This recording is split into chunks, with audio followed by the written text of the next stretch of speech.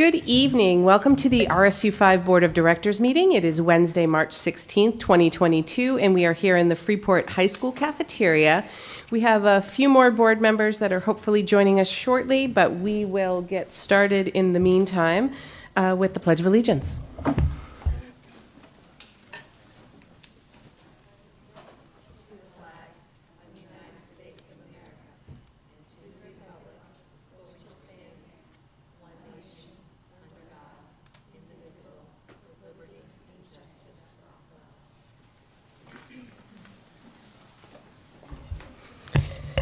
So do I have a motion for consideration and approval of the minutes from the March 4th, 2022 and the March 8th, 2022 meetings as presented, barring any errors or omissions? Susanna and Maddie, thank you. Any comments, questions? All those in favor? Great. None opposed. Adjustments to the agenda. Yes, we have two. I'd like to move 15A up to right after the student report, and then I would like to move the deliberations on the budget up directly after the public input. So after 9A, we'll do 13A. Okay. So we will move right into good news and recognition. Brady. All right. Oh, sorry. So the one act is about to happen this weekend. It's called The Patient, and there's going to be a showing at Saturday at 7 and Sunday at 2. I hope that anyone who can go will go. I know there's been a lot of hard work going into it, and they're really excited to put them on this weekend. Spring sports get their official start next week with baseball starting, and the following week after, all sports start. And then this week and then into next week, the high school is hosting their career fair, and they hope to get all their students involved next Wednesday so they can see what's going on. Great, thank you. Do you need to buy tickets ahead of time for the play? I'm gonna look at Maddie.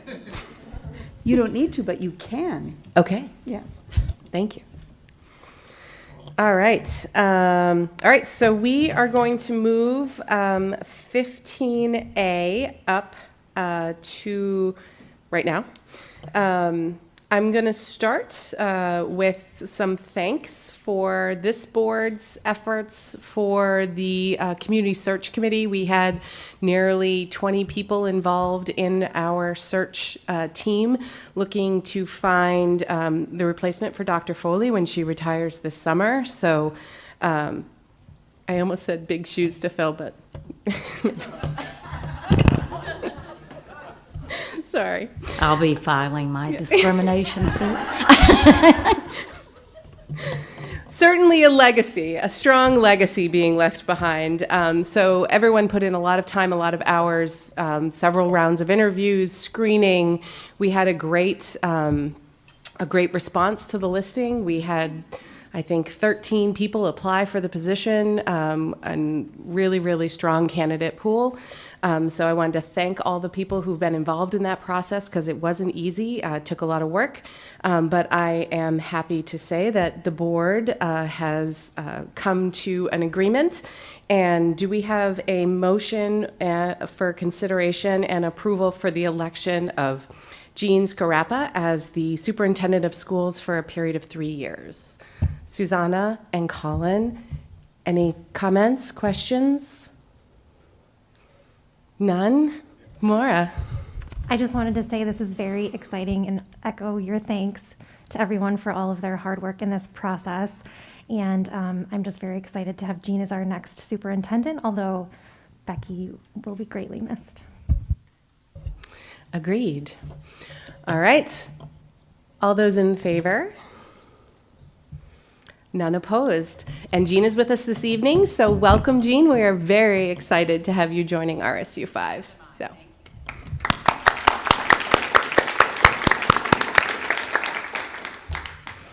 We moved her up in the agenda because she also has a 2.5-hour drive ahead of her tonight, so in case she's not able to stay until 15A at the end. Okay, so we will move on to back to number 7 on our agenda, public comment. I think the folks that are here this evening know the drill, but we'll go over it real quick. We just ask that you come up to the podium, give us your name, where you're from, and keep comments to 3 minutes.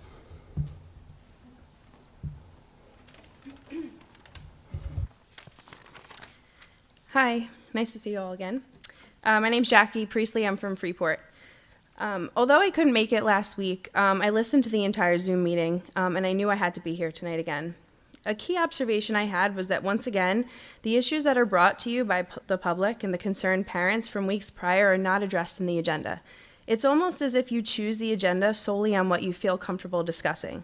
You all represent the district, parents and children included in this. These discussions need to happen, and if they're not happening here, where do they happen? I ask you that honestly. One parent addressed this exact issue last week, the lack of reply to not only board meeting speeches during the public comment, but also email inquiries on the varying issues that have been brought to your attention over the last few weeks. This parent quoted Maine Legislature Title 20A, where it states your requirement as board members to have regular conversations with the public who reside in your district. This is not a conversation. A conversation is defined as a talk between 2 or more people in which news and ideas are exchanged. This mother asked if emails are too difficult to respond to and the public comment period is just that, a time to listen. Why isn't the school board scheduling regular meetings with the public to have meaningful two-way conversations? I would also like to know the answer to this. Another parent addressed the concern that her daughter could not attend Camp Seaside this year, as she has done many years prior due to the new vaccine requirement. When asked on the Q&A, Superintendent Foley did not answer her question as to why there is a requirement. She basically just told her it's a moot point because the camp is full. That's not right. That's not an appropriate answer from a leader representing a school.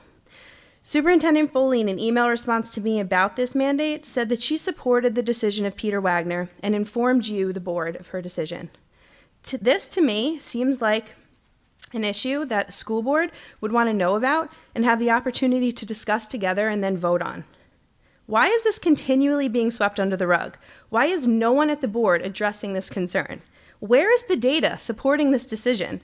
Not only can the vaccine not prevent transmission or infection, it's under EUA, and I've mentioned to you numerous times it's illegal to mandate anything under EUA. Though you didn't vote for this mandate, you're complicit because you are well aware and did nothing to stop it. You represent this district, and when concerns are being brought to your attention by district stakeholders about decisions made by people who are accountable to you, it's your duty to respond. This parent and all the other parents who were affected by this mandate deserve a response. We have yet to get a response. It's been 6 weeks of bringing this to your attention. Everyone in the public deserves answers to these concerns. We're coming to you with valid concerns, substantial statistics, and proof to back up our positions, and these concerns seem to be falling on deaf ears. I know you've stated you're listening, but you're not responding. What I can tell you is that to us, the parents, we're under the impression that not one of you here is willing to stand up and form an opinion for whatever reason. That's not leadership. You're voted into these roles to have exactly those conversations about difficult topics that have varying opinions and affect our students and their education. Once again, I end another speech with another simple request that I expect answered as a stakeholder of this district. When and how would you like to hold meaningful conversation with the public as required by the state of Maine? Thank you. Thank you, Jackie.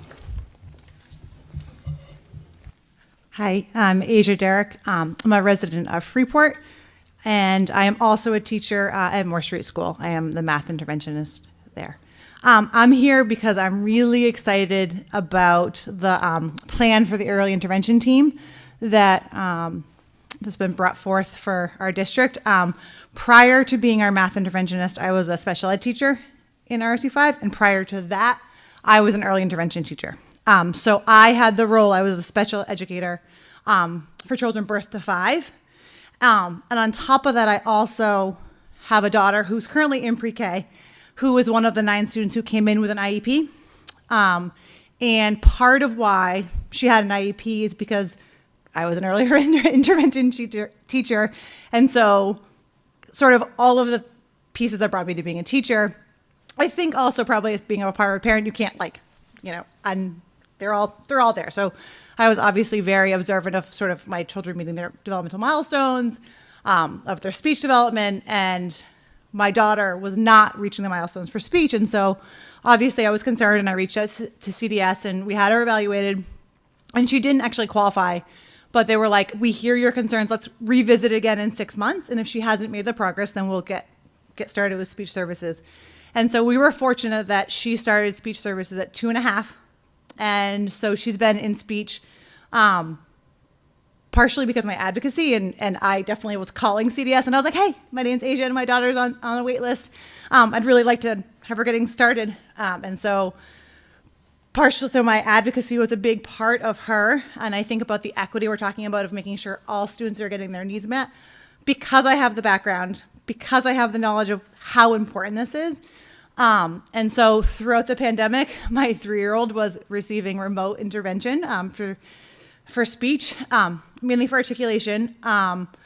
But a benefit of that was that her speech was twice a week at 7:30 in the morning before she went to preschool. But my husband and I got to hear what she was working on, so the carryover that could happen, and the collaboration we could have with the speech therapist. So not only was she getting it twice a week, she was also getting it daily, because we were carrying over all the skills at home to practice it. And within the last 6 months prior to now, we couldn't, if I didn't know the context for something she was sharing with me, I couldn't have a conversation with her. Or like I would be like, or like I would stop what I was doing and try to pick off words. Just yesterday, she came home and told me a story that on the playground, there had been a leprechaun. And she knows there was a leprechaun because there were footprints in the grass, and there was mud, and there was gold, and there was green grass coming through, because the leprechaun would be making this green grass come through, and on and on. And to think about your 4.5-year-old just being able to understand their stories now, I feel like to some degree I missed out on a lot of who she is because I couldn't understand her stories. And I think that it's not only about speech. And part of the reason I really wanted her to be able to communicate was obviously I wanted her to have her needs met, but it was socially. I was really worried about her as she gets older. Will she be able to connect with her friends? Will she get her needs met? Will she be able to read and write? Like, can we close that gap? And I can say from watching her that she's closing that gap. She's stretching out sound. She's articulating. She knows how, if we don't understand her, she has ways to fix that.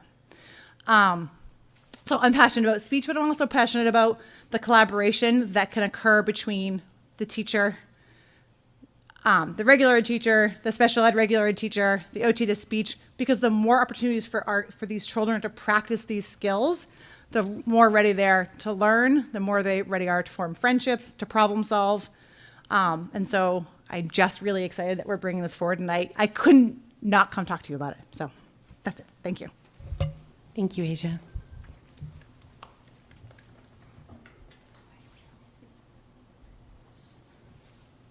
Okay, thank you.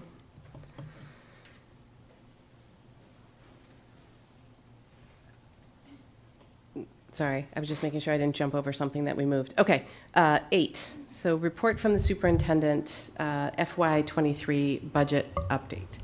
Okay, thank you. I think board members have before them a new revised packet. It's in the spring green color. And for the audience members that might be interested in having one, there are extra copies right over here. So there are a few budget updates that I want to give since last week's discussion before you begin your deliberations and to receive some public input on this FY23 budget. I received a revised number from Region 10 since last week, and so you can see that on page 1 of your handout, that it's now up to $41,167. There was also a question last week around the fuel reserve account about if we put a warrant article on there, how would that exactly work? So we did some research around that, and we can word the article in such a way that the voters will authorize the transfer, but the transfer is not mandated to occur. And we had this discussion because of just what we're all seeing at the gas pump that's happening with fuel prices. And so what we're recommending to the board is to add a warrant article where you would transfer up to $150,000 if needed from the capital reserve account over to the fuel reserve account. So just to give you a quick little snapshot of kind of what we've budgeted for this year, our 3-year average spending between the fleet fuel that we need for the buses and the heating oil to heat our schools, we have a 3-year average of about $321,000. And for next year, just in our regular budgeted amounts, we've increased that to about $420,000. But this recommendation would then just provide a needed cushion because right now it just seems like the prices are so volatile. Another question we had last week was about the athletic trainer. So we currently contract for the athletic trainer for about 20 hours a week. And we had talked about having Craig Sickles reach out to see if we could do 40 hours, which would be comparable to a full-time position. And so we received that information, and for an additional $27,000, we could get a full-time athletic trainer. And so currently we have in the budget $20,000, so that would be an additional cost that is not in this budget that is presented to you. That would be an additional cost of about $27,310.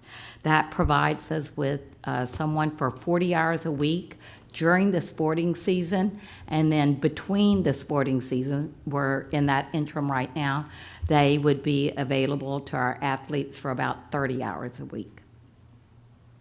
Then we had a question about the equity officer that also is not budgeted, and Mara emailed me a great suggestion about just having that question go before the DEI committee, and so we'll have that on our next agenda about what does the committee think would be the purpose of that person if we had that position in a future budget.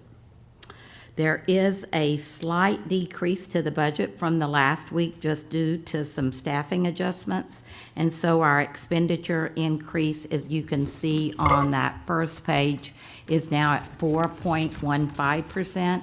with an overall tax impact of 2.78%.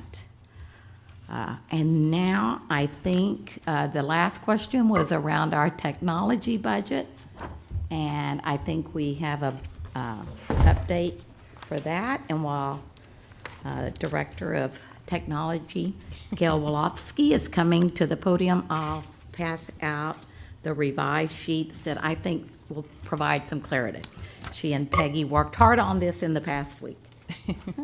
It's me again. Appreciate your patience. Thank you. So it's purple. Yay. The purple sheet that is coming around, hopefully will try and give you a comparison. We realized last week I was giving you a comparison of 2 different things. One column was about what we had been spending this year, and I was comparing it to what I'm requesting in the budget for next year. So that's why there was that big discrepancy. None of these numbers have changed. We're just showing you, I'm comparing what we're budgeting for, what we have budgeted for this year to what we're requesting for the budget for next year. So you can see on the bottom line the totals in our budget for FY22. We were at $353,437, and what I'm hoping to budget for FY23 is $328,166. So that is a decrease in $25,271. So soak it in. I'd love to take any questions you have. I don't have a question, but I just wanted to thank you for this because I know I was probably the impetus for this request.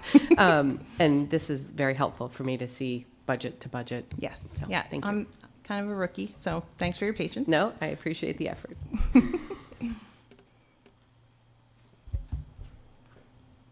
Any other questions for Gail on here?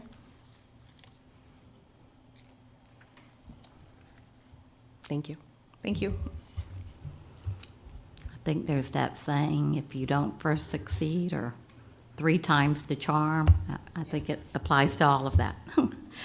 So the last thing I just wanted to mention before you start deliberations is that we have public input tonight, but we also have our first Q&A, and we'll have 3 of these this spring at Pownell Elementary School. And, you know, I didn't write the date down, but we can look at that in our green packet. I think it's on page 3.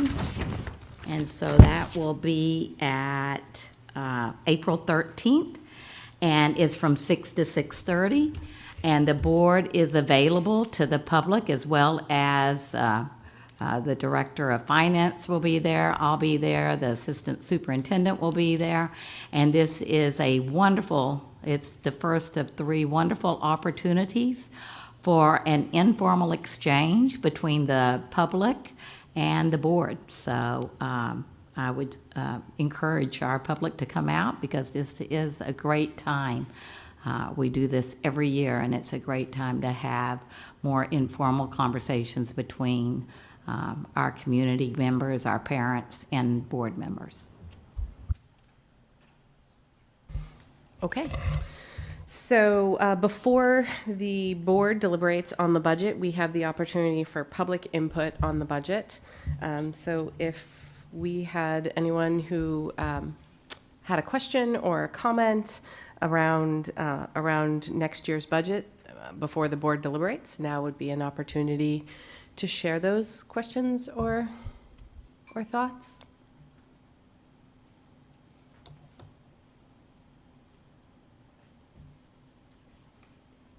Okay. So I would open it up to the board for comments or questions. I'll first start with thanking Dr. Foley for the updates from last week. I think that's helpful information, specifically around the trainer and what that would look like. And I think it's good information to know that they are open to that option, as opposed to having to sort of go it alone as a district employee. So.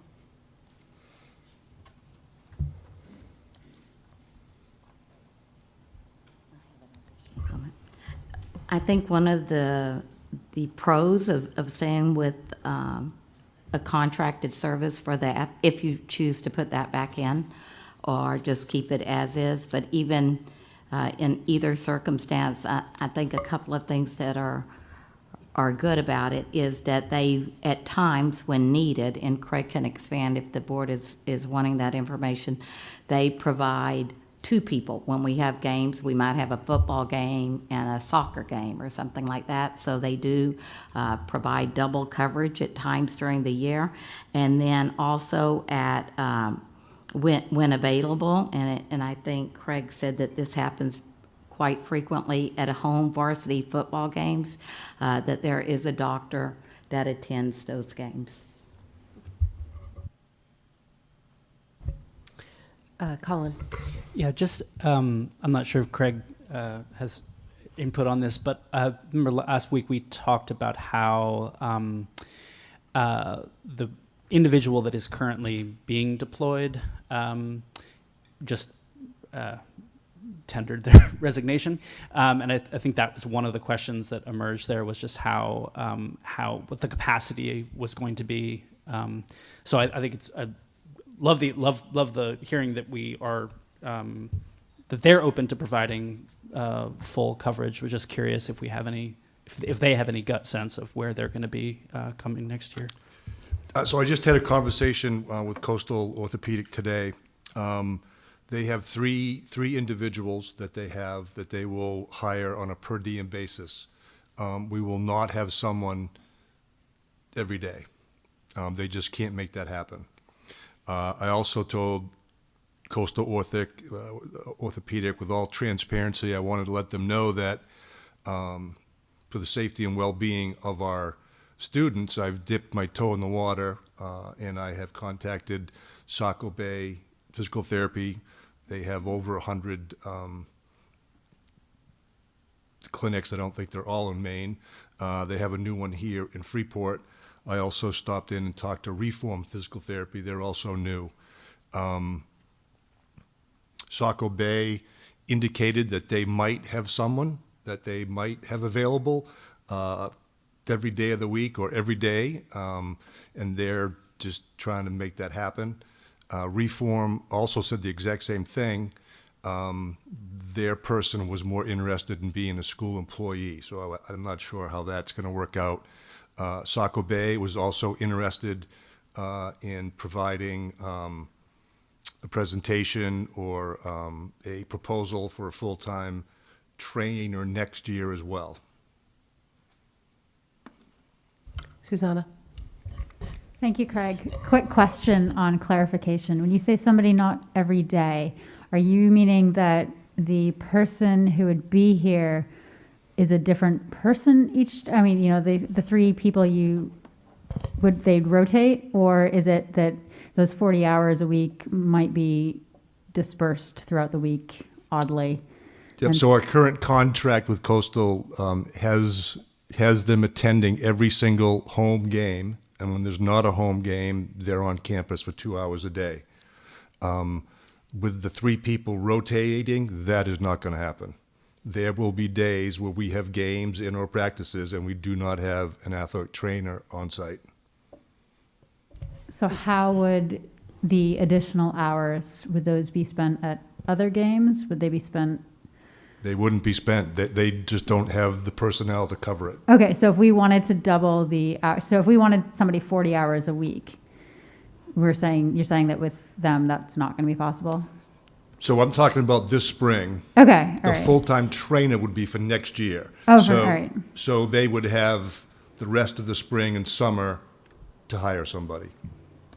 Okay, so for the budget that we're discussing now, do they have somebody who would be in line for this next academic year? For next year, no. They don't Okay. have anybody for this year. They don't have anybody. Okay, thank you. But they think that they could recruit between now and September. Correct. And the expectation is that if we're paying the 47 and change, that we would have someone every day on campus for games and available for non-game days Correct. as well. Correct. What happens if they don't have a person? I mean, is this a flat contract that, I'm not even sure how you'd spend 40 hours a week here. I mean, I know the dollars were 20 and 40, but is that the hours too? That seems like a lot of hours. So on our end, we don't keep track of the hours. They keep track of the hours. So the past trainer would usually arrive at school anywhere from 1:30 in that ballpark. He would check in with me. He would check in with the school nurse. And then we've got games until 9 o'clock at night. So there's a pretty good chunk. And then we That's always it? have something on Saturdays. So, yeah, I mean, there's, Okay, so they can fill the time. oh, yeah. And then when there aren't games, they were only here for 2 hours. And one of my examples that I gave last time was on any given Friday and Saturday in the fall, pretty much every team we have plays on one of those days. So on Monday is kind of an off day, but he's only here for 2 hours to catch up with all of those athletes that played over the course of those two-day periods. And they just can't do it in 2 hours.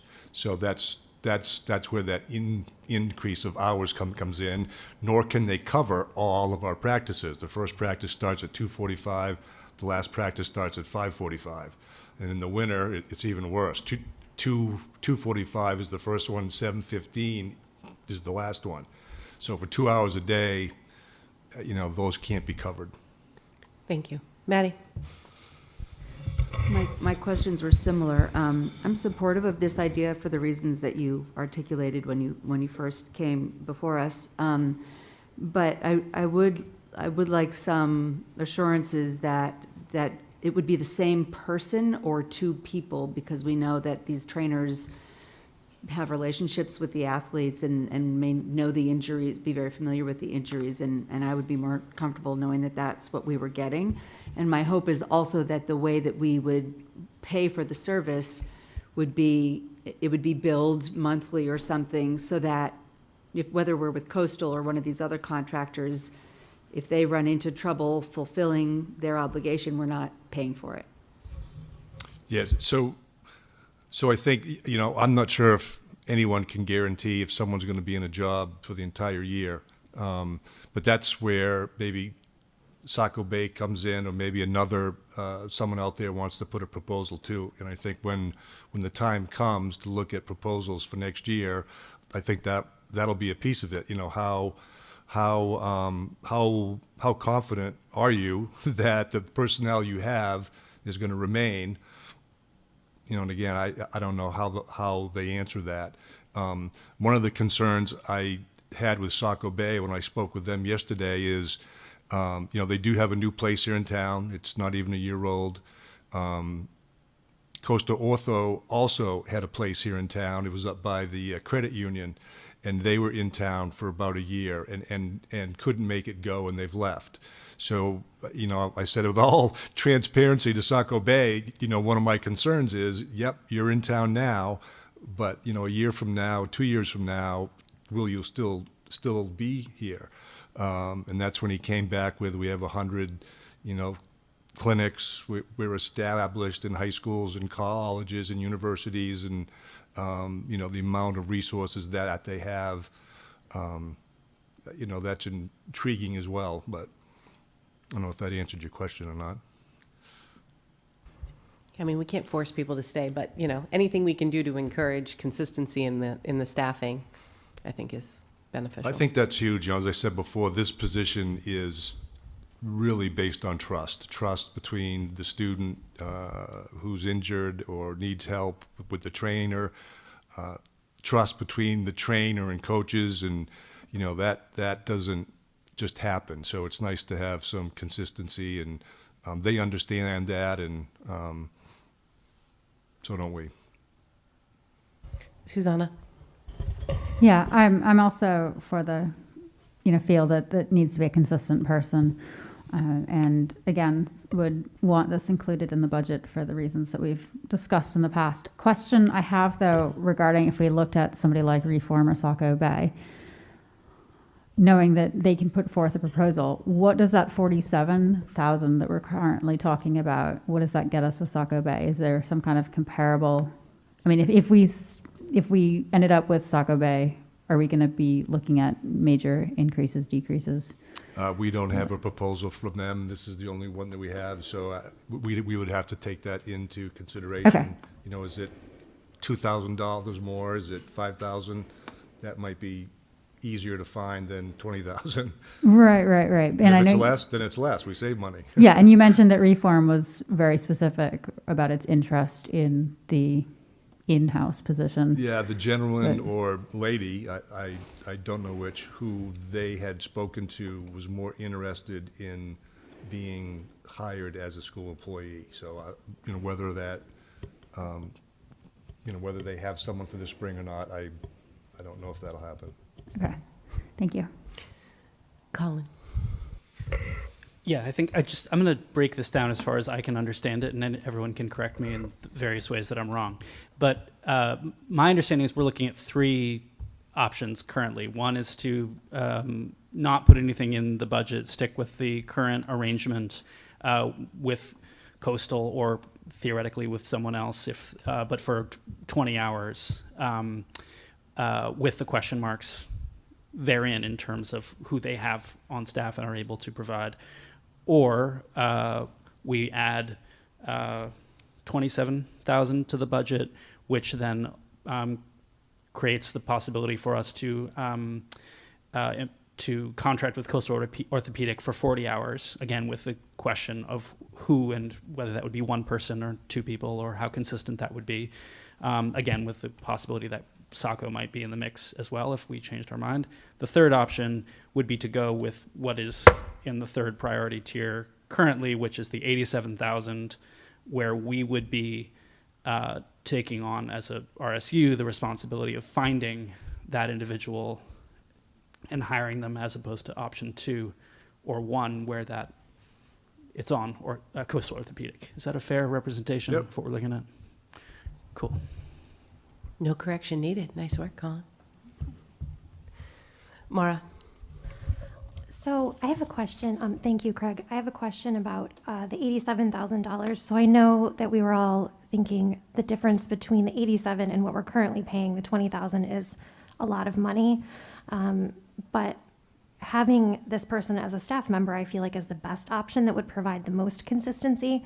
So what I'm wondering is, if this person was 40 hours part of the year and fewer hours other parts of the year, is it possible that we could, like if it was 30 hours in the off season, is it possible that it could be less than 87,000?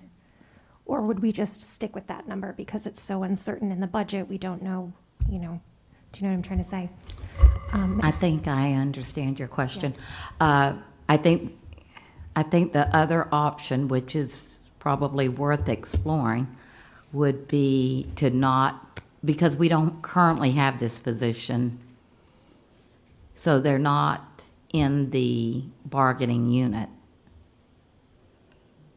And I guess it would be, we have a few people that are in a different contract. We call it classified professional. And that might be the place to put it if the board chose to go in that direction, because then it would be, give us much more flexibility about the hours. Because if they're under the teacher's contract, then they're under the teacher's contract. And I do think in some ways, because it didn't get to that tier, I haven't, I'm having some thoughts about it right now in the moment, because if they're in the teacher's contract, then they're working the teacher's year, and I'm not sure that really will, I don't know when the athletic trainer usually comes on board or what this even covers, Craig, for when we're saying 40 hours a year. When does the athletic trainer that we currently are contracting with, do they work year-round and in the summer? Nope. Our preseason starts the second or third Monday in August and goes until the state championship in June. The other thing with the teacher's contract is we have games on Saturdays. We have games on holidays. Martin Luther King, we play games. We have games over vacation. So I think, your example is where we would put that person, because if they're under a teacher's contract, they're not going to be covering games on a holiday or a Saturday. Maddie. Yeah, I'm glad this got brought up, because we've just been thinking about it from a dollars and cents perspective. And, I'd like all the cards on the table. I'd kind of like to know what you think, because just like Becky was thinking in the moment about the contract weirdnesses, I'm wondering about, there are some professions within which it makes sense to hang up a shingle and go your own route, and some where it doesn't. And so I've got to think there's got to be some, I'm wondering if there's some benefit to for a trainer to be affiliated with an organization like Coastal. Do they have training built in? Do they have access to special medicine, specialties in medicine for advice? And I think you did tell us before that some of the districts that we play against do have full-time athletic trainers, but do you know who's contracted versus who's in-house? I mean, this is a more complex decision than I think we were believing. So from Morse to Lewiston to the western and southern border of Maine, there's over 20 high schools with a full-time athletic trainer. Most of them are a school employee. Some of them have administrator contracts. Some of them have a special non-teaching contract like Becky referred to. Some of them, I would say, I'm trying to look at my list here. Of those 20, Maine Healthcare, Maine Med, 3 of them contract.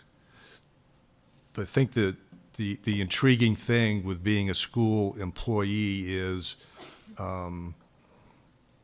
the consistency of who your employer is and what your job is. So even though we would have this gentleman or lady for 40 hours a week during the season, and the way the contract reads, it's 30 hours a week for 2 weeks between seasons.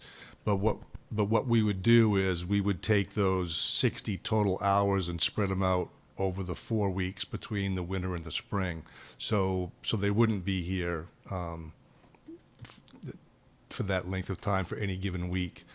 And so I think when they're not here, then they're answering the phones and making appointments at Coastal Orthopedic, and they would be working the summer. So for them to make up their money, they're hoping for referrals, and they're also using this person to work in their clinic over the summer as well.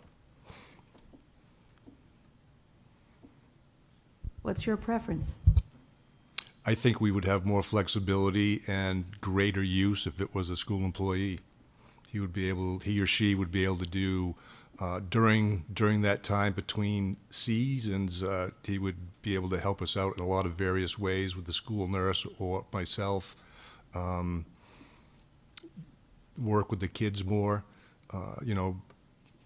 Right now he was doing 2 hours of speed and agility clinics, after school, but that time can also be used to help students who are injured, to rehab, to get stronger, bigger, taller, faster, and I think that's crucial.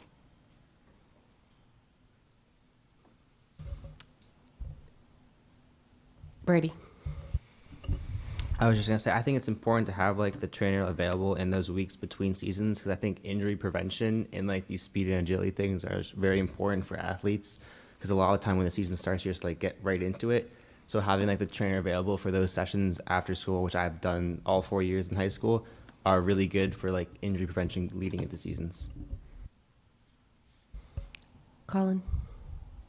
I think we discussed last week that one of the questions has to do with insurance, and that in the current structure, Coastal Orthopedic handles the question of insurance, whereas if this individual was a school employee, do we have an idea of what that impact would be, or what that would look like, or how we would So I evaluate did that? check with, on that, and our insurance would just, the districts, they would be an employee, so our insurance would cover them. And currently, I think they are covered under, the company, Yes. the Coastal. Okay, so forgive my ignorance on this, but there wasn't something peculiar to the question of an athletic trainer and their responsibilities and liabilities that we were looking at. To the best of my knowledge from my research, there would be no added cost to add this person to our insurance. I would say that on the surface, that is true. So one of the things I do in my spare time is I'm on the Property and Casualty and Liability Insurance Trust for MSMA. And so this would be covered under that, under the liability plans. And there is a lot of discussion around athletic trainers in that policy. What's covered, what's not. Is it in the best interest of the districts to have those people under your insurance? Because if there's a claim, right, it increases the probability of a claim because they do medical type things, and your premiums are dictated by your claim history. So there is, I do think, yes, they would be covered. I do think there's a risk associated with bringing that position in-house from an insurance standpoint. It may not come to anything, but I think there is definitely a risk in that. So that helps. Maura. Craig, you mentioned that sometimes the current provider does double coverage. So if we had an in-house staff person, would we be losing that? Would we want a contract for double coverage? Could you speak to that? Thanks. Yeah, so the double coverage only occurs during the fall when we have JV football games up at Pownell Road Field on any given day, and we have games here. The other time it happens is when we have an away football game, which is 4 times a year, the regular season. So our trainer would go to football, and if we happen to have a home game, be it field hockey, soccer, we would get a per diem person that they would pay for 10 hours. So if we contracted, so if that trainer was a school employee, then we would have to budget for, I would have to come up, we would have to budget for at least four games, maybe as many as 8 different days at $30 an hour. A JV football game is 2 hours. Yeah, I'm torn on this. I appreciate the flexibility that it provides to have them as an in-house person. I'm a little concerned on the insurance side, just having listened to those conversations at those meetings. I'm just not personally sold on the added flexibility being worth $40,000. I just, I think there's potentially a premium to be paid for that flexibility. I'm not convinced it's double the cost of having the services, double plus, because then, I mean, it's not big dollars, but we would have to then contract for some of those duplicate options during those days where we need 2. That's just my take. Maddie? Sorry, I almost wonder if it makes sense to do this in a stepwise fashion and try contracting for a full-time trainer and see how it goes. And if it's really not working out because they can't employ people, or we're not getting the personal attention that our student athletes need, then this gets revisited in a future budget. That seems like that's a big question mark, and we're having to make a lot of assumptions for a lot of money. Might make sense to do this one step at a time. Jen? I agree with what Maddie just said, and in addition, Is your mic on? Yes. Could you but move it a it's little far closer? away. Thank you. I agree with what Maddie just said. It doesn't feel at all like we're ready to vote on anything to do with adding an employee. I think, Craig, from you, it might be good to know, because it's in the 3rd tier, so we know how that got in the 3rd tier in terms of priority, but that was for an athletic trainer employee. So if the question was, how much do you feel there's a need for the additional hours to add that additional $27,000 into the budget, which is very different than adding $87,000 for next year. So obviously we need to make an amendment if we were to do that, right? To add 27 for the additional hours. But I would kind of be looking to you to say how much of a need is there for next year, while we're kind of trying to figure this whole thing out about where we want to go with this. How much of a need is there for the more time for just next year? I think there's a huge need. Okay, thank you. I appreciate that. I think it's, I think in this day and age, that's health and safety and well-being and care that an athletic trainer can provide. Our coaches are great, but they're not trainers. You take a 4-hour first aid course. so would you feel that adding the 27,000 for that additional time would be something that you'd very much support? I would support more time, period. Whatever it is, whatever I can get. I think the thing that's intriguing with the school employee is that's going to invite higher level candidates, because that's a more permanent job that they can count on, as opposed to contracting with a company that person will work for, and they have to do other things for that company. And it's an entry-level position. I said last time, we haven't had a trainer any longer than 2 years until this year, and this was now it was 2.5 years. Right. And another 2 years, we might be going through the exact same thing, because it's an entry-level position. 40 hours makes it more intriguing.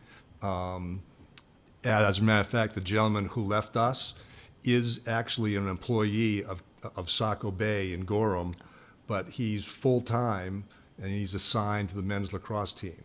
So that's more intriguing because that's what you're doing all the time. That's what you want to do. You don't want to answer phone and schedule appointments. So it's the 40 hours, the 27 is more,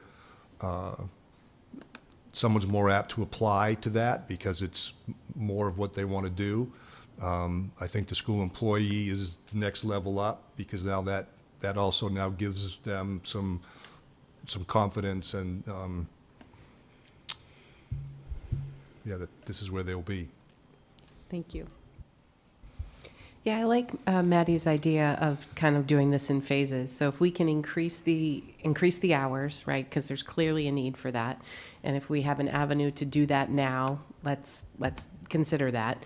And then my suggestion would be if we're finding that that's not enough or it's not the flexibility or we're not getting the person we want, then we can come back and have this conversation. And before that comes back to us, I'd love to see, we throw in our teacher number in there.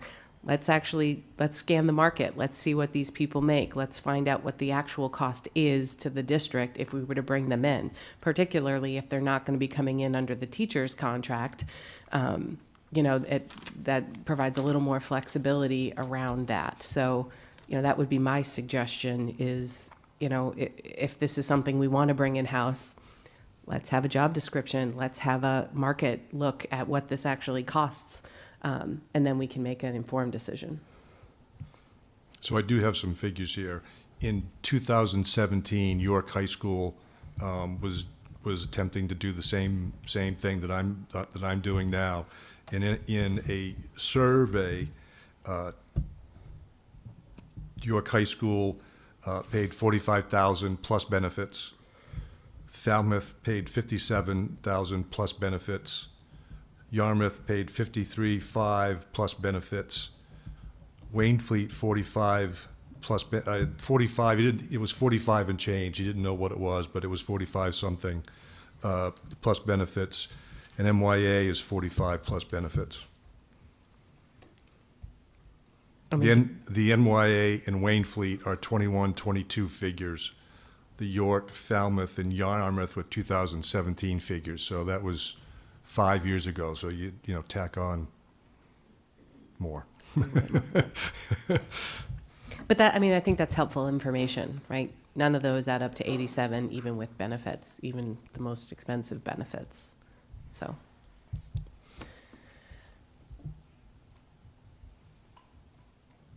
Susanna.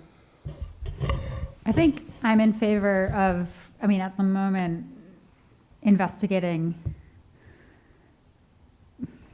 I guess if we were to take the proposal of going in a stepwise fashion and bringing in somebody at the 40 hours a week during season and 30 hours in between season, I would really like us to explore with places like Saco Bay about what a proposal from them would be, so that we can have that consistency and we can get the hours and give that a go for a year.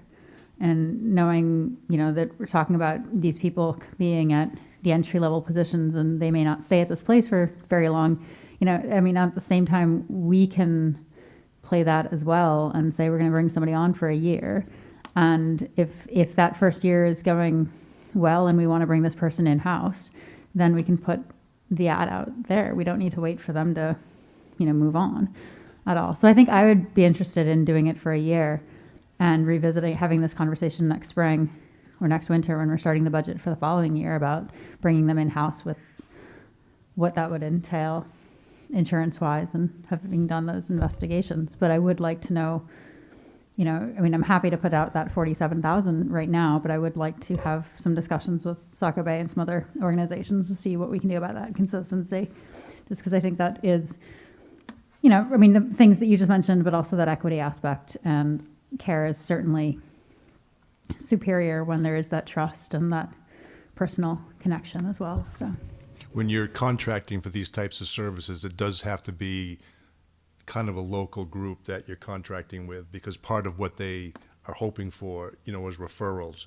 So a physical therapy place in Lewiston probably wouldn't want to offer us anything because we're not going to, people here aren't going to drive there. But, you know, so that kind of limits who you can actually contract with because, you know, that connection and, you know, the other thing about Coastal Orthopedic is they have doctors right there in the office and our trainer, not that, you know, parents can choose to take them wherever they want, but if they need to be seen quick, our trainer can get them in quick and be seen. So that's also a benefit of why you want someone semi-local to contract with. So it kind of limits your options to some degree. Right, but you had mentioned that Saco Bay would yeah. be interested in putting forth a proposal. Yep, absolutely. And if they have offices all over the place, they may have more flexibility with sending somebody in from Gorham where they're still going to get business and referrals to that organization, even if it's not that same office too. Yep. So I guess I'd be interested in just making sure those conversations happen. Brady? I was just wondering, is there any like time frame before like we can know from these companies like what it'll look like in the fall for like what kind of trainers we'll get? Well, we can't really have those in-depth conversations now because we don't have an approved position. Maura? So I like Maddie's suggestion, but I'm a little concerned about the uncertainty of the contract. I'm guessing it's likely, you know, there's a lot of time between now and next fall, so I'm guessing it's likely that Coastal Orthopedic will find someone else, and that's seems to be the most cost-effective. But I'm wondering if it's Saco Bay or Reform, we don't know what the cost will be, and if we think it's $45,000 plus benefits, I mean, what would you say the benefits would be? It's usually a third of the cost, so would that bring us up to like $60,000 total? Potentially 65, somewhere in there. And if I think the recent ones that he had mentioned were in the 50s. I mean, it depends on what they take for benefits, but Yeah, okay. most expensive benefits can run 20. So I guess I'm just thinking about the difference between that lower amount and this $47,000, because it wouldn't be, we'd still be taking the $27,000 that's already in the budget. So we would, right? So there's 20 in there now. So we'd be adding like 40, potentially, or 45. So I think what we would be doing is what we've heard from Coastal is for 40 hours it would be about $47,000. So we would need to add an additional 27 to what we have right now in front of us. Mm-hmm. And if we wanted to have it so that we could bring the person in-house, then we're probably adding somewhere in the $60,000 to $65,000 range to what we have in front of us now. So I think, you know, you can never say for sure. I mean, they have April, May, June, July, August. They have 5 months to fill the position. I think Craig's right that you'll get more people interested in it when they can guarantee them pretty much full-time hours doing what they want to do, which is the training piece. You know, might be a little trickier this spring, but you know, I think that's just the nature of the beast, and we've probably had. You know, we've never had this conversation at the board before when the trainer has turned over like that. We were afraid they weren't going to be able to find another one for the fall, as far as I know. Yeah, no, this year's our 10th year working with Coastal Orthopedic. And like I said, we've had, no trainer has been more than 2 years. So they've been able to find people to hire. Right. So the 3 people rotating right now is purely a function of this person just left, and they're trying to probably refill that spot, which we all know is hard to fill open positions right now for anything. But, you know, the expectation is, I would imagine, that they could fill it by the fall or by August when we need them for preseason. Ideally, even before then. Could you just go over those numbers again, Michelle? Because I know what is here in the third tier priority is $87,000. Yeah, so that's not the net, that's the total cost. And Right. we already have 20 in the budget that we pay today. So if we think the total cost wouldn't actually be 87, but based on the numbers Craig has cited from other districts would actually be more like 65, then wouldn't the net be 45? No. So I don't think I think, well, depending on, so if we assume the maximum benefits, right, can run 20. And if he's telling us that, you know, the districts around us are paying 53, 57, right? So then we're looking at 73, 77. So it's probably a little less than the 87 we have on there, but I wouldn't say too much less. Okay, thanks. Craig, would you clarify for me, the 57, is that current? Because I thought you said It was those were. 2017, so in 2007. Okay, so yes, so that's 5 years. That's a salary from 5 years ago. Yeah, so it must be a differential in like. All right, so I'm sorry, so I do have updated figures here. I put them in green. I didn't even look at the green. So here are the 21, 22 figures for their AEDs at these schools. York, 60,000 plus, 6,200, 300 something. He didn't know off the top of his head. Falmouth, 65 and something. Yarmouth, 63. Waynfleet, 45, and NYA, 45. Those are two private schools. And so then you need to add the 20,000, and then you need to add what you need for the second per diem person, and that's your number. Okay, thank you. So there we are at 87.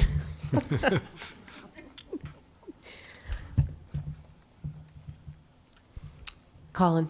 Yeah, I also think that the step plan makes sense. I guess I'm just sensitive to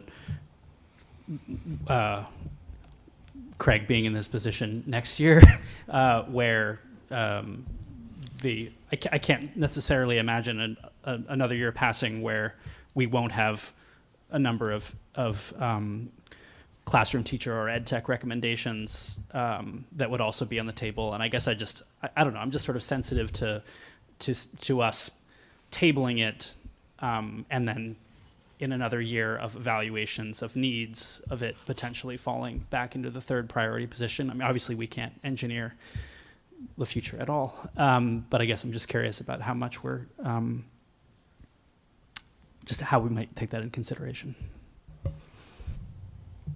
Yeah, I guess I would feel that way if we weren't trying to come up with at least some solution to get him the need, right? So if the need is we need more hours, it's not ideal, but it gets the additional hours need, that we think the athletes need.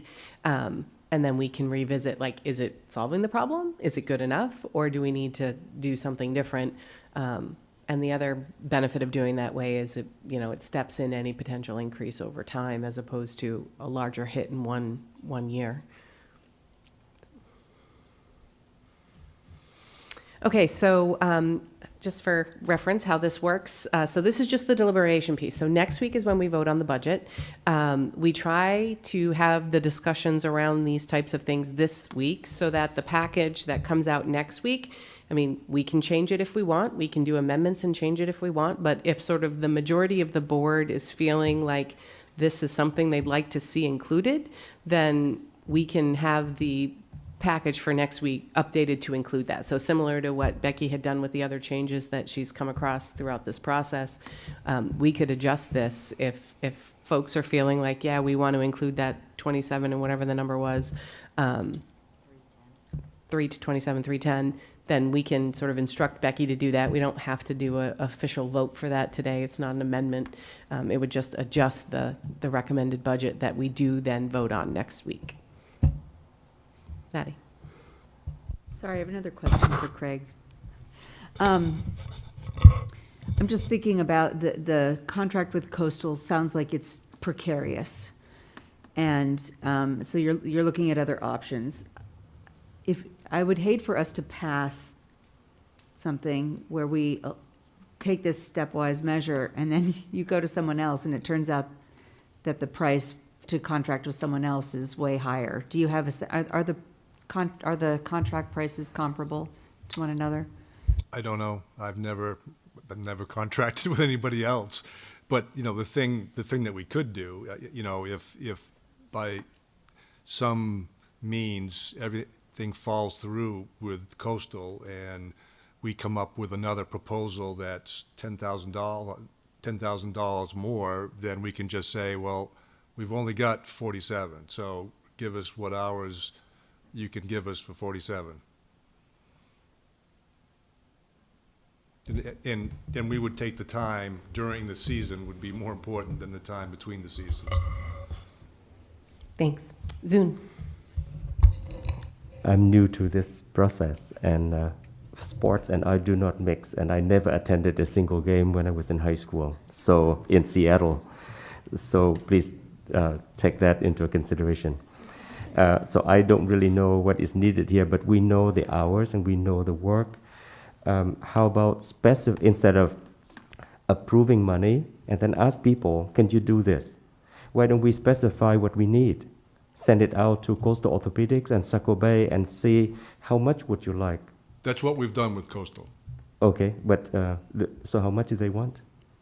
So we currently contract for about 20 hours a week for all of our home games. And when we don't have games, they work 2 hours a day. Can I, before you have to go through that whole spiel Okay. again, I think what we're asking for, so is to increase the time to basic, is 47,310. I fully understand how much we're paying now, but that's Coastal. But there's also Saco Bay. So They suppose we haven't provided one. specify what we need. We need 40 hours, and we need such and such and such for when we don't have home games. And so we'll ask each of those organizations, essentially have them bid for the position and see how much they come back with. And then I think based on those numbers, if they can fit the requirement and they say we can provide this service for this much from Coastal and we can provide the same service for this much from Saco Bay, then we have a basis to really present to the board and vote.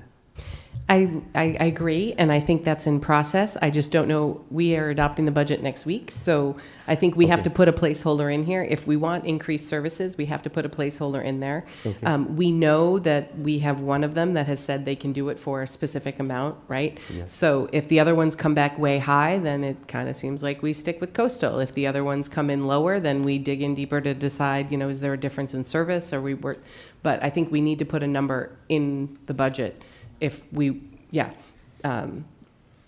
and if we've got more information, we can amend next week. But if this is something the board feels like is worthy to be included, then we need to provide that number to Becky to adjust. Then we should put it in. And I just want to remind the board that you have a contingency fund of $175,000 for staffing. So even if, we got a proposal that was a little bit higher and we felt like they could guarantee that the person was there and we felt like it was a better proposal, we could add to that to do that.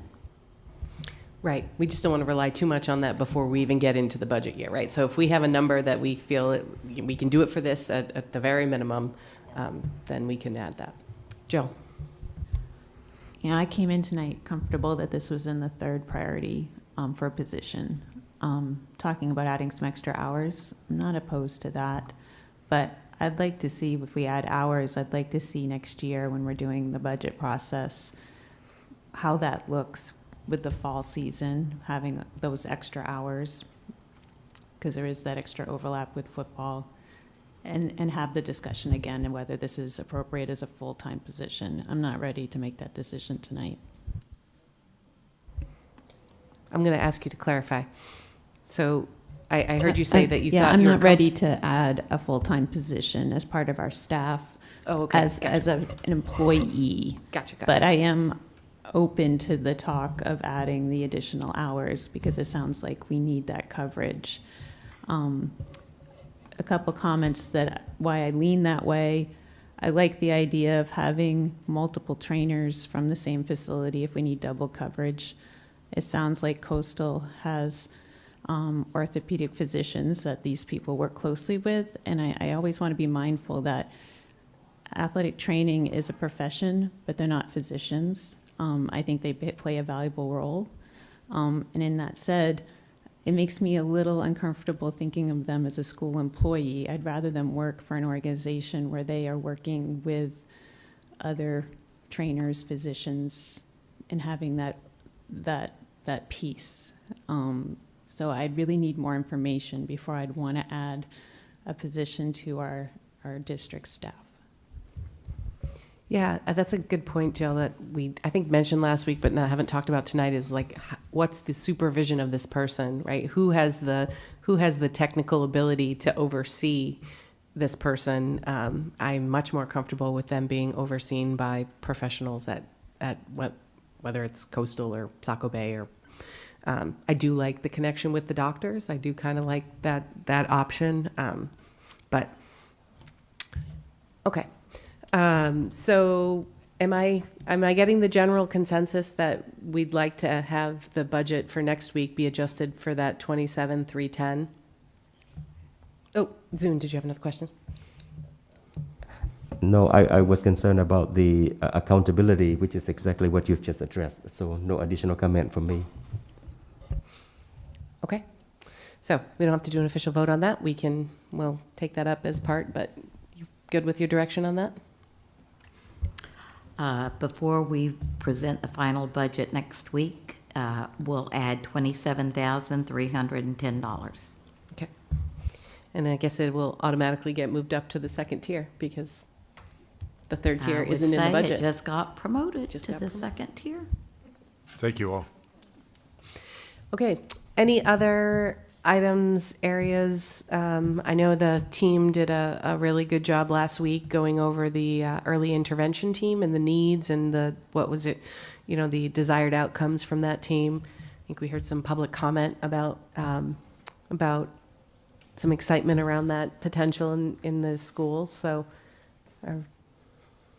any other questions, comments on that piece? Any other budget items somebody wants to talk about? Colin. I don't have any quibble whatsoever with the Region 10 percentage increase, but there was a mention that part of that increase was due to the addition of a new program, I believe maybe an HVAC program. I just wondered if we had any further details on that, with any sort of reflection on opportunities that might allow for kids in our district to take advantage of that. I'm going to look at Candy. I was sort of looking at Candy, but trying not to look too much at Candy. I'm not exactly sure what you're asking me. That their intention is to start a new program next year, and our students would be, able to do that. Is there any color around what's driving the need to add this at HVAC? Because I know they have sort of, over time, they have sort of brought programs in and programs out based on the needs in the market. I mean, I know what I hear about HVAC technicians and the shortage, but I'm curious if Region 10 has any color on that. That didn't come up at any meetings other than they were seeing a need for a new program in the community, Great. Jen. So I was on the Region 10 board before Candy, so I was part of that discussion last year. And Move your mic a little bit closer. Okay. And to be honest with you, that does concern me a bit because, for one, that hasn't been talked about much, and Candy's now on that board.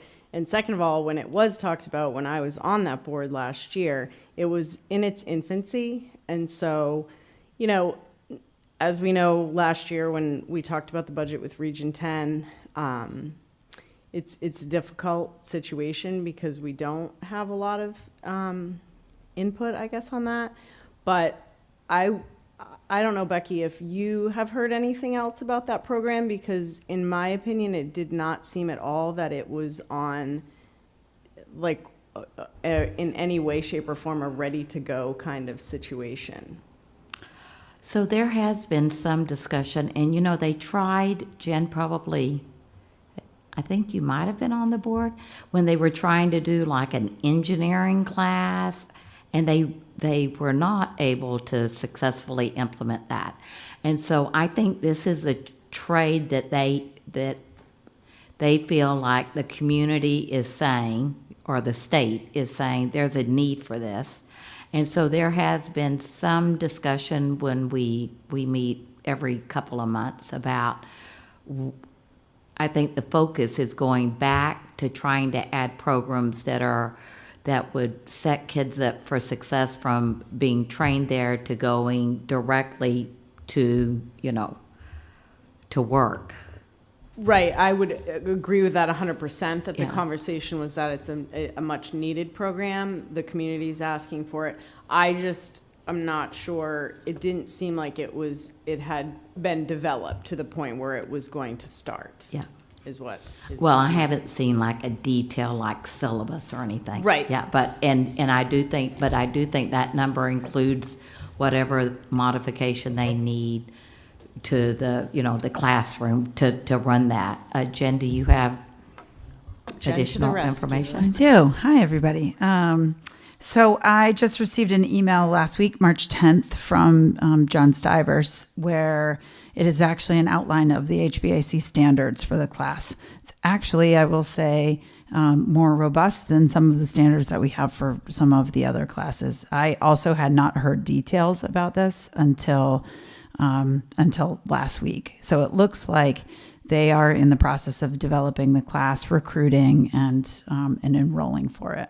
And I do think, just to comment, it's been articulated for years, which you probably have heard, by guidance counselors, by administrators, about the need for HVAC and interest from the students.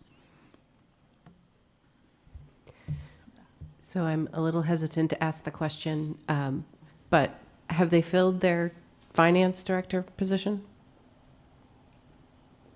Not that I know of yet. We meet on Monday, I'll find out more. But the budget assumes that it's in there. Yeah. Okay. Did they fund the software purchase? Because I recall last year there was $40,000 for them to have their own software as opposed to using Brunswick's where they previously contracted. Do we know if they did that? I'm pretty sure they did, Michelle. Okay, so that would have been a one-time. So any increase they had would have been after that came off, right? Because they wouldn't have to do that again. That was a one-time, but it's, so I'm assuming that the finance still is continuing in there. It's been in there, the money wasn't spent. So I don't know, Candy, were there any discussions about like dropping that position, or is it just gonna stick in the budget? It's going to be in the budget. It's gonna stick in the budget. And forgive me for not, I don't know if we ever see their budget. I know we did last year because of sort of the changes, but since we know they didn't spend the $150,000 they budgeted for a business manager this year, is any of that, I assume they had to pay the contract with Brunswick again, so it wouldn't be all that, but is any of that sort of unexpended fund balance coming back to offset the budget this year? Do we know? I can't tell you that offhand, Michelle. I'd have to look at the budget again. I'm just curious. Jill, sorry. I was just going to say HVAC is definitely something that the state of Maine needs more trained people to do. I also know, speaking with John Stivers this week in my other life, they did take applications. They have very few seats available across the board. And then with my work with other school counselors, we are all seeing a huge uptick of students who want to do these programs in other districts, and there's not enough seats. So, I'm kind of thinking that this is a good program that students want. This is a program I know students want. So I don't have any qualms helping that if that's what we traditionally do when they add a program. Yeah, Region 10's a little strange because it used to be that the sending districts got the funding from the state for those schools, and then so the total dollars we sent to Region 10 was a lot higher, but we also got much more in our funding from the state. So I don't know, 5 years maybe less. I don't know. They made time blurs, but they made a change so that those CTE schools get the funding directly from the state. And so then the sending districts just send some proportionate amount of money above and beyond what the state is sending them for those, for those programs. So I think it's probably consistent with how they've rolled out new programs in the past. but it's just how the funding has worked historically has been different than how it is now.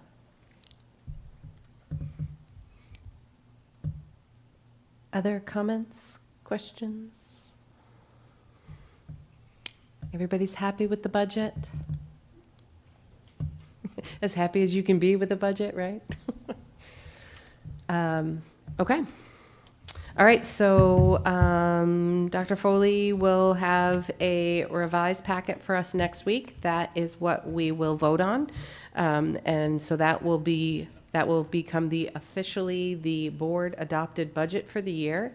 And those are the numbers that will go to the annual town meeting, what do they call it?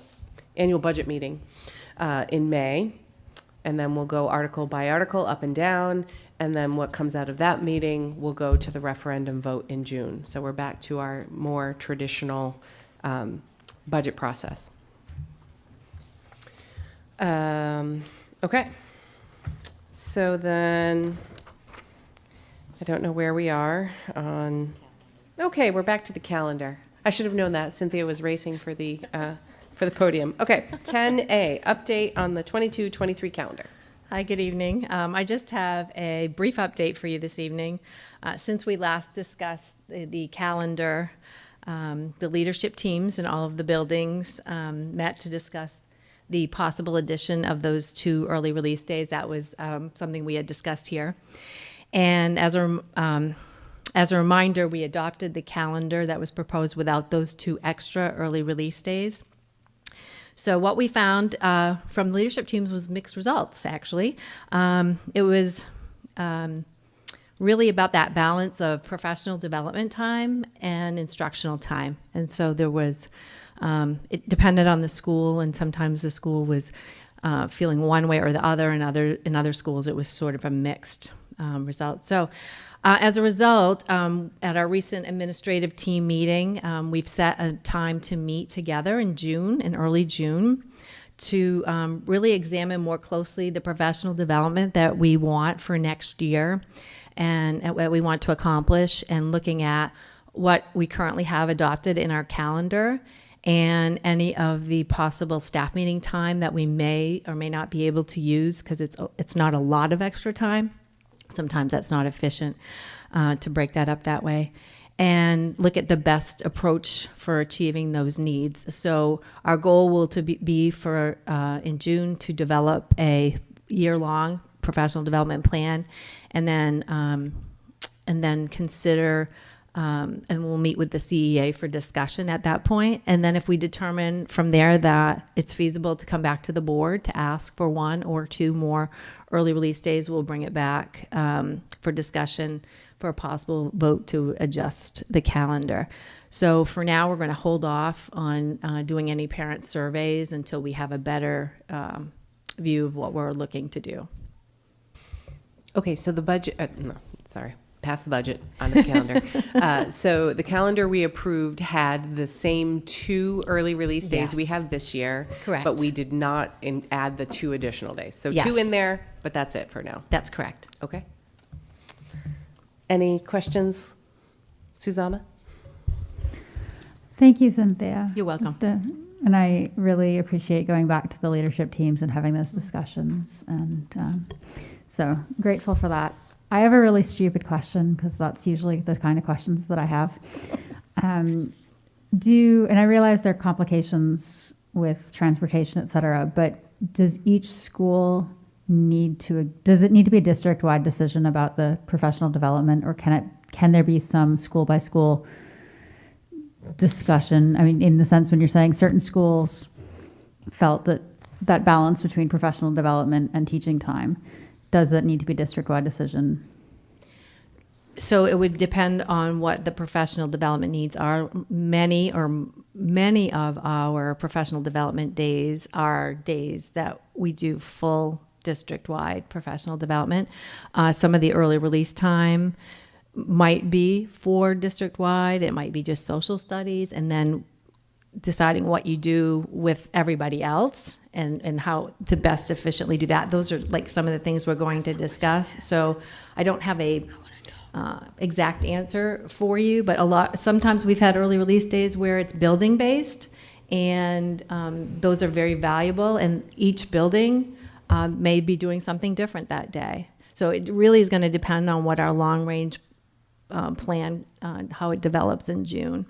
Okay, thank you. Yeah, just wondering Yes. if, you know, certain buildings could say that we want that teaching time and others could say we want that professional development and be able to do that building by building. It might be complicated. We have Yeah. itinerant staff and all of that. So No, that's what I said. It's yeah. lots of complications. So thank Yes. you. Becky. So I would not recommend that the board adopts a calendar where Mass Landing has an early release. See all that head nodding? Right. Where Mass Landing has an early release date and the high school doesn't. So there definitely is plenty of room in there for individual schools to use their time in a custom-made way, but we would not want to go, I would not recommend as your superintendent for 3 more months, that you do And early half. release days in some buildings and not others. Maddie.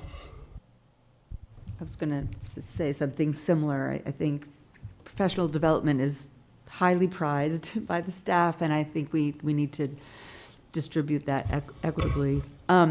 But I just wanted to also say that I'm glad that this is sort of on hold, given the number of people retiring.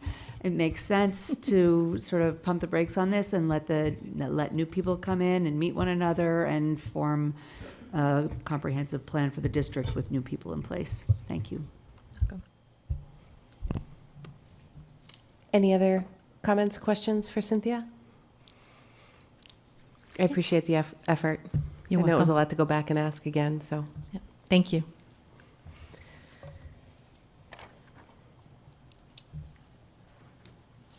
Sorry, I'm flipping around. I think we're on to 14. Is that where you have us?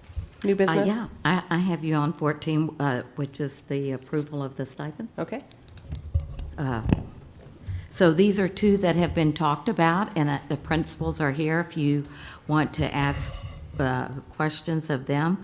These are both 2 stipends, the jazz band at the high school and the yoga club at DCS, that are currently happening in the schools.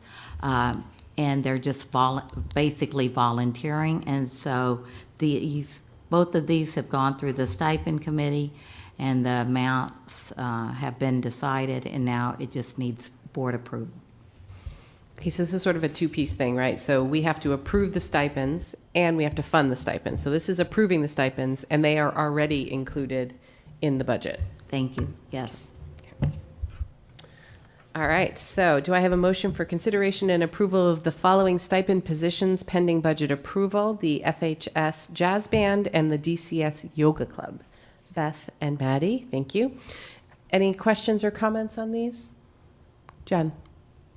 I just wanted to say, as someone who was on the stipend committee, that I really appreciate kind of I mean, it's a new form, I guess, that it much more detailed. We got a lot more information. So I think that it just really shows that kind of that whole work of looking over all the stipends really paid off, and that the people that are requesting new stipends are really doing their due diligence to really show us, which I think you see in this paper, how these stipends are really needed. And, you know, obviously we get the support of the building principal, which I think is great, but I just think this is I like the presentation of this much better than in the previous years. Thank you. I see the jazz band one says 4 to 5 points. Does the other one say? I see 10%. I think the yoga club was 2 to 3. I'm looking. Oh, it does say it in handwritten on the bottom. If we're improving our forms, we may just want a little line that says this is the number of points approved for the stipend, just for consistency. So if someone were to look at it, they could see it pretty quickly. But I agree. I think I appreciate the willingness of our staff and our folks that are doing this out of the kindness of their hearts at this point. But I think it's definitely appropriate that that these stipends be put in place. Colin. Just a quick clarification, and I may just be jet lagged, but still, we're not. It's not 125 to 140 hours per week. I think it's just in total for the position. It's not a week. That's for the year. Okay, so when it says per week, it means. Where does it say per week? So that's 125 to 140 hours total, which puts it in the 4 to 5 point bucket, which puts it into a certain amount bucket. I was going to say the jazz band is hardworking, but Well, it looks like it. I mean, it is a lot. no, it could basically add up to 125 hours per week. So yeah, that's great. Thank you. That's like the whole week, isn't it? I don't know. I'm done math. Okay, good point. Probably should be divided by the weeks or whatever, or just do the hours required for the year. Other comments, questions? So we already have a motion and a second. All those in favor? Great, none opposed. 15A, we already did that. Welcome, Jeanne. She's still here. We haven't scared her off just yet, the very first board meeting. All right, so we are back to our second public comment. If we had anyone who wanted to speak, we have that opportunity. Same rules apply as the first. Okay. Then I would take a motion to adjourn. Susanna and Jill, thank you. All those in favor? Great. See everybody next week.